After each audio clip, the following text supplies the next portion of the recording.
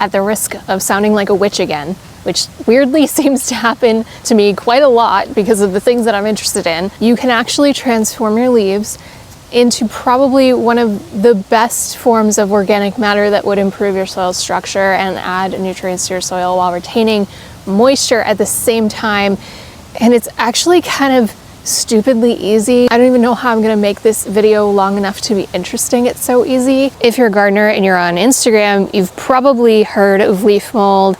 It's kind of a controversial one because you'll see people being like, leave the leaves alone. And then you'll see people being like, don't leave those leaves though. So we've managed to turn something that should be this really simple concept into something that confuses beginner gardeners and intimidates them into not trying it at all. We actually just talked about leaving the leaves alone on the Garden Girls podcast. I'll link to that episode for you here where we were talking about how to support winter wildlife. We're headed into winter. This is a much harder time for wildlife, including bugs. And if you can leave your leaves alone, it creates amazing habitats that they can overwinter in, burrow into, lay their eggs, pupate, hibernate, whatever it is that they need to get done in the winter, they're getting it done in leaves. That doesn't mean you have to leave leaves all over your lawn. There is nuance to this. So if you want to move your leaves around, just kind of pushing them out of the center of your lawn, where the wind is going to pull them anyway, it's not going to be harmful as long as you do it early enough in the year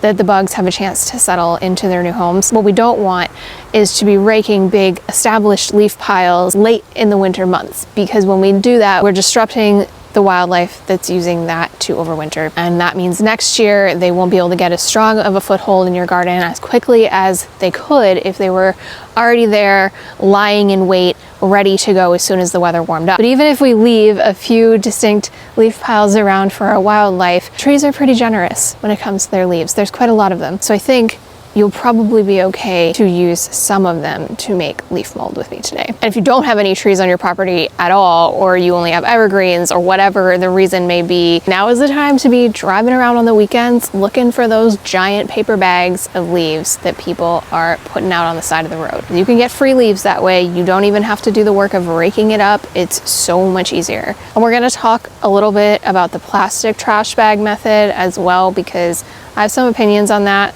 maybe you won't agree with. Leaf mold is gonna make itself naturally. All we're doing is putting it somewhere specific so it has a chance to actually break down faster. But what is leaf mold? Leaf mold is just decomposed leaves. When they break down, they get really, really fluffy and light. And what this is good for is improving soil structure. So especially if you live somewhere with heavy clay soils, leaf mold is the best way to improve the quality of your soil and make it a little bit lighter and fluffier and easier for roots to get through. But even in places that don't have a heavy clay soil, it's going to help you. Leaf mold is really good at moisture retention.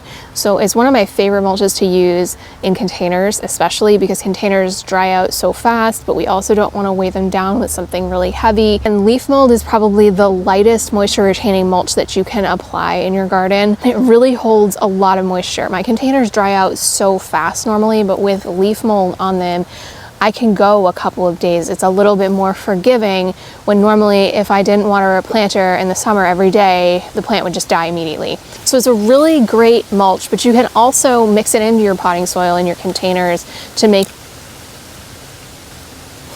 The leaf was an unpaid actor. You're gonna also mix it into your containers to make your soil even fluffier if you have a mix that you feel like isn't as light as you want it to be. It does offer some nutrients to the soil, but it's not really something that you're applying to the soil like a compost to amend it as a fertilizer.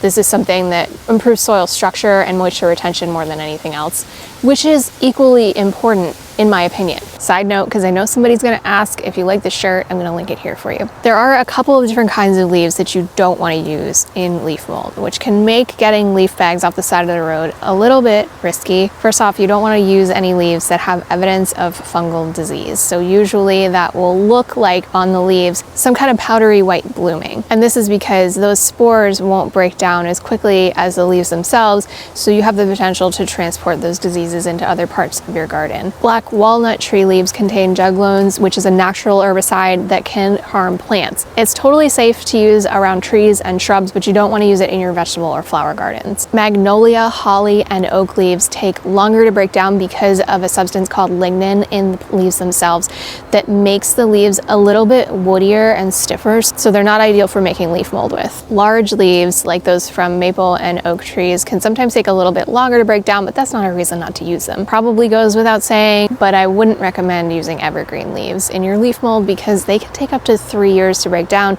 and when they do break down, they produce a really acidic leaf mold that just isn't ideal for a lot of plants. You can improve the quality of your leaf mold by combining leaves from lots of different trees, also by pre-shredding it, but I'm not going to do that because I'm lazy. Also, I know that we already said that the main benefits of leaf mold are improving the soil structure and moisture retention, but it also does break down slowly over time to release some more nutrients into the soil. It also encourages more beneficial insects in general because you're increasing the biodiversity in the area, and it does suppress weeds too. It's also natural, free, and easy. Some of the reasons you might not want to use leaf mold in your garden are, for example, if you're really short on space. When we make a pile of leaf mold, it should be at least 3 feet tall by 3 feet wide, so it takes up a lot of room in the garden. It also takes a really long time to break down. So leaf mold can take anywhere from 6 months to 2 years to fully break down depending on your climate and the types of leaves that you're using, and it's also not great for acid-loving plants. So if you have a lot of acid-loving plants in your garden and that's part of why you need a mulch, then leaf mold maybe isn't for you and you should just leave the leaves alone for the bugs. But that's enough chit-chat. Let me show you how we actually make this. If you can, rake your leaf mold into a pile very close to where your leaves actually are. Obviously, that's going to be the easiest way to do it, the laziest way to do it, which is what we love in a low maintenance garden. However, if you have to move your leaves somewhere else, this is going to make a big difference in how easy that is. So we've got our rake here, of course. This has been so useful to have for garden cleanups especially, but leaf mold too, because it takes up so little space in storage, and then it just unfolds into this really useful trug, basically. So again, it's really lightweight. We can fill this up with leaves. It has a hard bottom, so then we can easily drag it away. But first we gotta fill it up.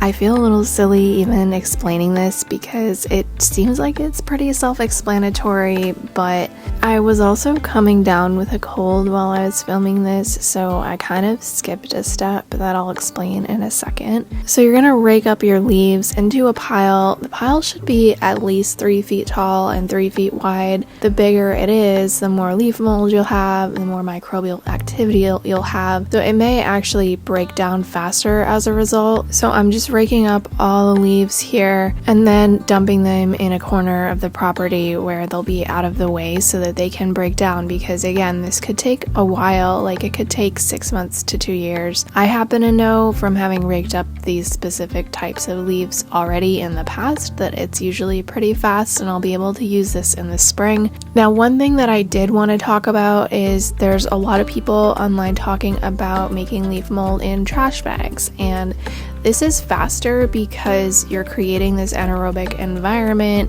you're sealing it out of the sunlight, and you're containing it in a way that I guess is probably easier for a lot of people to store for longer periods of time. Personally, I don't like to start my leaf mold in plastic because of the potential for microplastics to be leaching into that leaf mold, but that's up to you. I'm just not going to be demonstrating that method here today. Okay, so the step that I skipped here was I did not lightly water this pile to ensure that it was consistently damp. And there were a couple of reasons for this. First of all, I'm sick. Second of all, I didn't want to run the hose all the way out here. And third of all, like, I knew it was going to rain soon, so realistically, it's kind of unnecessary unless you live in a very dry area. But having some water in there is just going to help everything break down a little bit faster. And really, the only thing that's left for you to do is just to wait. Microorganisms are going to break down those leaves and transform them into your nutrient-rich leaf mold.